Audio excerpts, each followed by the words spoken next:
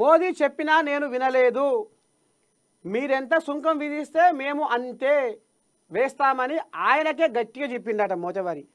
ఆయన ముందరనే కుర్చీ వేసిండు, వెనకంగా పోయి ఏం కుర్చీ వేసిండు మోదీకి. మొన్న వయగా ట్రంప్ కాడికి వైట్ హౌస్కు పోయి మొనగాడు మోదీ చెప్పినా నేను వినలేదు, మీరెంత సుంకం విధిస్తే మేము అంతే వేస్తామని ఆయనకే గట్టిగా చెప్పా. భారత్కు ఎటువంటి మినహాయింపు ఉండదని స్పష్టం చేశా. ఇకపై అన్ని దేశాలతో ఇలాగే వ్యవహరిస్తాం. అట్లాగైతేనే దారికి వస్తాయి. భారత్లో బొచ్చడంత డబ్బు ఉందట. ఆ దేశంలో ఓటింగ్కు మనం డబ్బులు ఎందుకు ఇవ్వాలి? చూసినారులో కథ ఏమేం బయటకు వస్తుందో దోస్తానం. భారీ పన్నులు విధించే భారత్లో టెస్లా ఫ్యాక్టరీ పెడితే అమెరికాకు అన్యాయమే. ఫాక్స్ ఇంటర్వ్యూలో ట్రంప్ వ్యాఖ్యలు.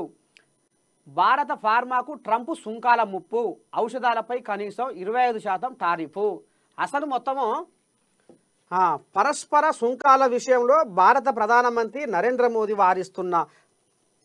వారిస్తున్నా తాను వినలేదని, మీరు ఎంత పన్నులు విధిస్తే తాము అంతే విధిస్తామని ఆయన ముఖం మీదే చెప్పానని అమెరికా అధ్యక్షుడు ట్రంప్ వెల్లడించారు.